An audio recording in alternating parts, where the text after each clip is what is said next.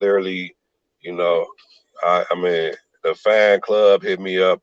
Right now on my Facebook, I probably got no less than like 10,000 friend requests from Bond fans, and I'm already at 5,000. So I really can't do shit about it. So follow me on the gram, y'all.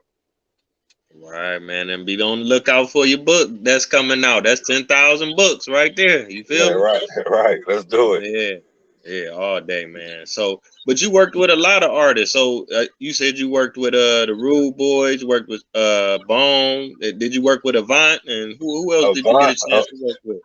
Avant was on the first time you ever heard Avant. Avant was on my single, a thing from my hometown, and that's him Man, singing. And the first time, I mean, Rule Boys and Gerald Levert and they whole camp, they had me under their wing. I used to be up in travel every day, and even man, pops Eddie Levert used to make me go in Gerald office and rap for him, and I'd tell him like, "Man, Gerald don't want to sign me," and he'd be like, he must not be listening to you. Go in there again, like every day, like pops, Eddie Levert actually come down, and I'll be working on a song, and he actually sing hooks for me.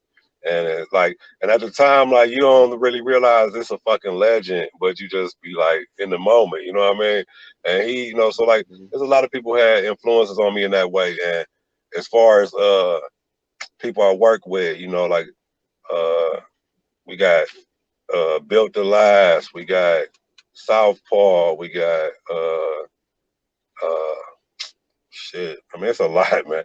Like the family tree is deep because those groups went on to sprout other groups and so on and so forth. But as far as it's like on the national side, I say okay, so like they sent me out to LA to record and uh DJ Enough, who did Snoop first demo that Dre got, he did Mhm. songs on me. Uh, I actually was on the Low Down Dirty Shame soundtrack back in the day. I wrote on that, Wow. and yeah, they took my verse that I wrote and they let the white Jamaican dude do it. I can't even remember his name right now, but they end up taking my. Who, Snow? I think his name was Snow, right? Yeah, they took what I wrote and they let him do it, right?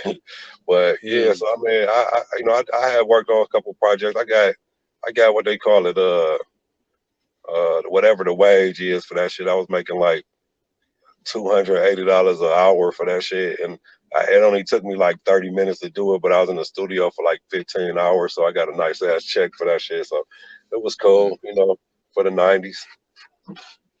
Man, that's major, man. You done rubbed shoulders and worked with a lot of heavyweights, man. People dream about even just meeting.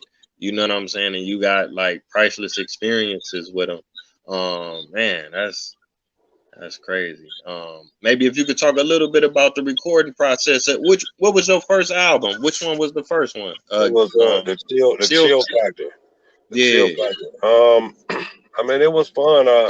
Like I just was a kid, not really knowing what the fuck I was doing. Like I didn't have no reins on me, I wasn't trying to follow no formula. So it was all free and fun and like, you know, I mean, just like a wild stallion running free in the studio. I could literally just did whatever I wanted to do. You know what I mean? So I remember that versus I remember that feeling versus actually selling 200,000 records, and then it became serious. You know what I mean? Then it was like, oh shit, I got to make a hit and all that. I got to keep up with the Joneses. Oh shit, I need to make some gangster shit. I need to do this. I need to do that. It was the first album to the second album was like total different experience for me. You know what I mean? But both of them was cool, and like by the time we was on to the second one, we was at every event across the country, and that's when I probably was like top 5 rappers in the country type shit. And Mm. you know, my by then I was just with guys that had bread that was just putting the shit out, and we just go to Jack the Rapper, and they just bet 1,000 on me in a battle and just sick me on Mm. somebody like a pit bull or something. Like it's just like we literally go to anybody's cipher and just get in the middle of that shit and just shut shit down. And like I always tell a story about me and Busy Bone in New York one time, just shutting everything down. But all it really was, with hindsight being 2020, all it really was they was coming fresh off of that New York flow, and we was rapping fast as hell, and that shit was like alien to them. That was fucking their Mm, head up. You know what I'm saying? Like, how is they mm, doing this shit? Like, it was almost like amazing to them. But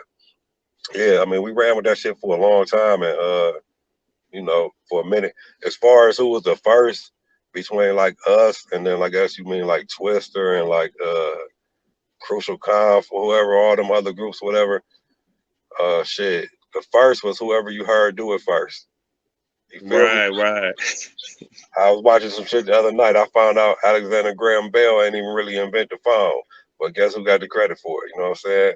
So Yeah. whoever you seen come out with it first, that's who was first. So in my eyes, it's gonna always be, Bone and us that came out with that shit first. Right, right. They for sure enough mastered it though. They, you know what I'm saying? They influenced the game. Look how many R&B singers changed their whole pattern. You talking about Brian Mhm. McKnight? You talking about Mariah Carey?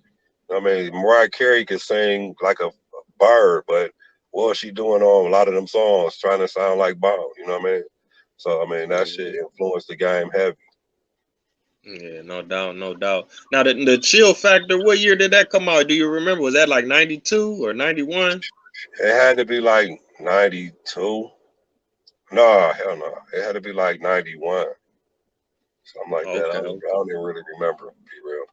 Yeah, cause I was on YouTube and I was listening to it. Now the one song I remember, I was probably about six, maybe 5 or 6, but the boom boom in the trunk, man, that was going all through the hoods, man. Cause I remember we was going from like my family, we was moving from like between East Cleveland and Warrensville, and I remember hearing it for sure in East Cleveland. Like we lived on Delmont, so at the end of this side of the street towards Superior, that's Glenville right there. And then you know what Right. I'm saying, going this way is East Cleveland, then Collinwood is further up. You know what I'm saying, but you used to just hear it all around. You know what I'm saying? That was like a regular song. You know what I'm saying? And Boom boom in the trunk. Y'all better check that out. I was the to my knowledge, I think I was the first artist with regular rotation where they played my shit Monday through Monday, all week. Right. And like, yeah, that song probably set everything off for me. Um, like I said, context back then for me, I was a 17-year-old when I was making them songs. So it was basically about Mhm. driving cars with loud sounds and talking to girls and just simple shit. But at the same time, I tried to put it together in a manner where people was fucking with it. And that was like the first song I think where everybody was like, yeah, they was fucking with me heavy with that song. Yeah, man, that's a classic for sure, for sure. I appreciate it. Man, okay. Now I was listening to one of your interviews. Now you did a tour. Y'all did maybe this was your last tour in 2010, and Yeah, you went from coast to coast. Y'all did a whole yeah, bunch of cities and stuff, and yeah. reunited with Bone for a second. Right. Yeah. I mean, so like the whole shit went down. It was all it was a big to do when they blew up and Hmm. wasn't really fucking with me at the time. And so in the neighborhood, it was a big deal. Like all I would hear was like, "Man, what's going on with y'all?" Like, this and that or whatever. So anyway, fast forward years later, we got the opportunity to open for them. I had actually, I'm leaving part of the story out. I had actually got with my guys that stayed like in the neighborhood. They was a little younger, and they just would not let the shit die. They'd just be like, "Chill, you gotta come out with another record and this and that." So finally, I'm like, "Well, if I do it, y'all got to do it with me." So we came out with a group called Black Money, and Right. the whole thing with that was to try to see if I could do it again without using K Chill or getting, any kind of K Chill love. So we came out with Black Money and we won Best New Group and Song of the Year. And then we got the opportunity to open for Bone and we killed that shit that night. And then Lazy invited us on the tour. And from there, we went on a 48 city tour. We was already on we wasn't actually on tour with Wiz Khalifa, but we was doing engagements with Wiz Khalifa in the Midwest. Like call management, tell your guys to be in Detroit or be in Chicago, anywhere near, we'd go open for them. And then Bone, we opened for Bone that night, and then we end up going on a 48 city tour with them. And that shit was Man, cool. Right, I was about that. Nah, cool, man. What was that like? 48 cities. People I dream mean, of doing stuff like that, man. that shit was raw. It was